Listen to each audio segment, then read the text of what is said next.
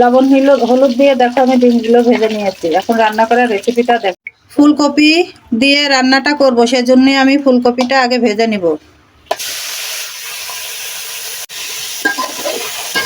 ফুলকপিটা হালকা ভেজে নিচ্ছি। ফুলকপিটা ভাজা হয়ে গেছে, এর মধ্যে কাঁচা টমেটো দিয়ে ভেজে নিব। এর মধ্যে আমি আরেকটু সয়াবিনের তেল দিয়ে দিব। দেখো কাঁচা টমেটো এবং ফুলকপি আলু ভাজার সময় এর ফ্লেভারটা এত সুন্দর, তোমরা একদিন রান্না করে খেয়ে দেখো। তো এগুলো আমার ভাজা হয়ে গেছে, এখন আমি তুলে নিব। তেল গরম হয়ে গেছে, এর মধ্যে কাঁচামরিচ আর কাঁচা পেঁয়াজ দিয়ে আমি একটু ভেজে নিব।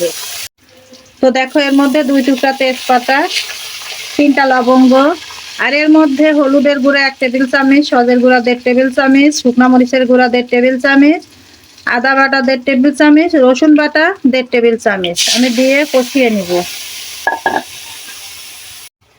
লবণ যার যার স্বাদ অনুযায়ী। দেখো মশলাটা কষানো হয়নি, যখন দেখবো তেল বের হয়ে গেছে তখন বুঝতে হবে মশলা কষানো হয়ে গেছে, তখন আমি সবজি এর মধ্যে দিয়ে দিব। তো এইদিকে দেখো মশলাটা কষানো হয়ে গেছে, মশলা থেকে কিন্তু তেল বের হয়ে গেছে। তো দেখো সবজিগুলো ভেজে রেখেছিলাম, সেই ভাজা সবজিগুলো আমি এখন এই মশলাটার সঙ্গে কষিয়ে নিব। দেখো একটু পানি দিয়ে দিলাম, সবজিটার সঙ্গে মশলাটা যেন ভালোভাবে কষানো হয়। মশলাটা সবজির সঙ্গে কষানোর জন্য ঢাকনা দিয়ে ঢেকে দিব।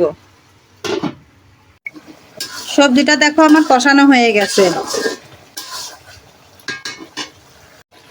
তো সবজি কষানো হয়ে গেছে, এর মধ্যে আমি ঝোলের পানিটা দিয়ে দিব। ঝোলের পানিটা দেওয়ার পরে ডিমগুলো দিয়ে দিলাম।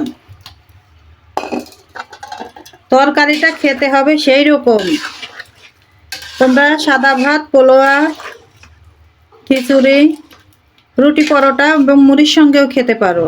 খুব দুর্দান্ত স্বাদের একটা সবজি। তো এর মধ্যে দেখো 2টা গরম মশলার ফল, যাকে বলে ছোট এলাচ, গরম মশলা, 2 টুকরা ডাল এবং ভাজা জিরা এর মধ্যে আমি গুঁড়ি করে নিয়েছি, এটা এখন আমি তরকারির মধ্যে দিব। তো দেখো তরকারির মধ্যে আমি এই পাউডারটা দিয়ে দিলাম।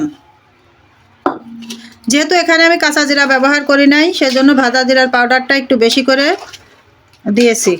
দেখো ঠিক 2.5 টেবিল চামচের মতো, আমি 2.5 টেবিল চামচ বললে ভুল হবে, 3 টেবিল চামচ আমি ভাজা জিরার গুঁড়াটা ব্যবহার করেছি এখানে। তো দেখো রান্নার ফাইনাল লুকটা আমি দেখাবো।